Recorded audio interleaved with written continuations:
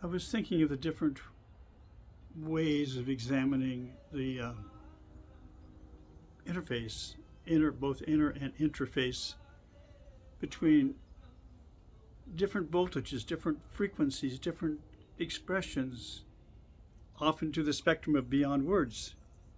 Where does all of that come together in some kind of is there a way to bring that together in some kind of coherent 3-4 dimensional language based system? That's where I'm at. I'm trying to figure out how can I code this? So how can we talk about what words would even make sense? And then, well, I should explain a little bit.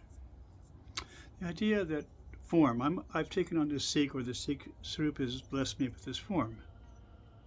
And that's a form that allows me a lot of latitude. Once the basic tenets are adhered to, Ek Onkar Satnam Kartapur Nirbo Niver Kalmurit Ajuni Saibang Guru Prasad Chap Ad Such Jagad Such Hebi Such Nanakos Hebi Such. Those are the basic tenets, and once those are adhered to, you have a lot of movement along all levels of interaction in this Maya, this illusionary world. You can become, a worldly person, you can become a spiritual person, or all the different shades between. So it provides me a platform to work with, and it's a platform of really kind of a expanded intelligence. You're not judged unless you do something really stupid, and then you're dealt with some compassion. So being this is called a Swarup allows me that stable platform of expression to be in. So what does it take to get that?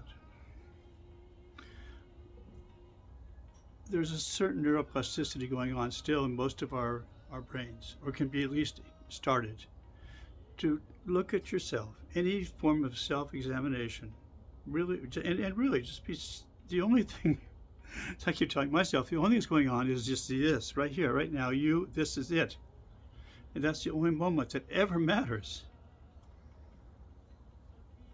Anyway, the idea of consciousness, the idea of me speaking to myself and trying to understand how to talk to myself, how to inspire myself.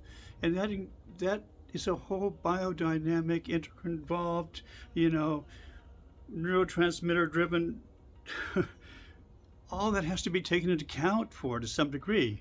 The vitamins you take, whatever you take to, exercises, the yoga, the forms, all of this has to be taken into account to create a stable structure. A lot of stuff, right? So there has to be a kind of intuitive way to do this as well. Because if you try to analyze each part of that equation, be here a long time. Probably be dead by that time, So there has to be an intuitive way of understanding life, right?